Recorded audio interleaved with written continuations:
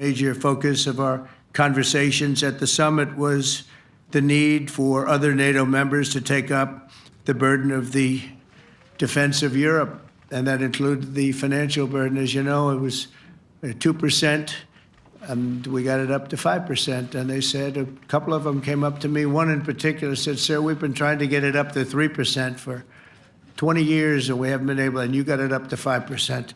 So they're going to be, most of them, I guess almost all of them, are going to be contributing now 5%, a number that people are surprised at, but you need it today.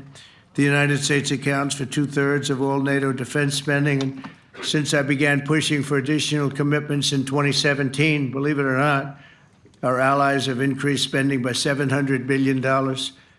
I said to people, you don't have any money, and a lot of them weren't paying. And so I started the process, and I picked it up as soon as I got back, which is 6 months ago.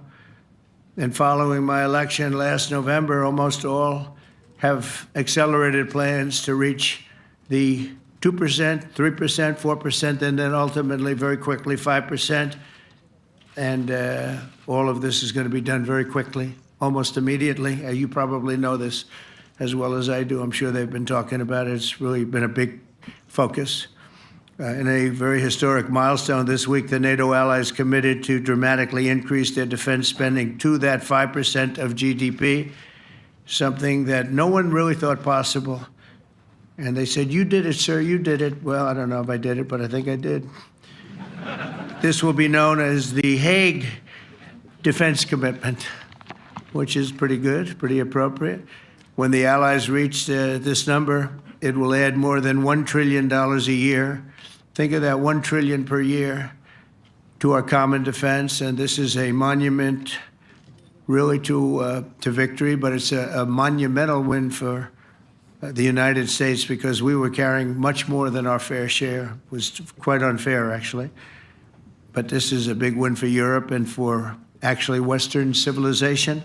For years, past administrations failed to get most allies to contribute even the 2%. I remember when I came here, we had 4 countries that were up to 2%, and I remember Poland was there. A couple of them were there, and but most of them were. We had 28 at the time. As you know, it's increased a little bit, and they've agreed now to more than double their budgets in all cases.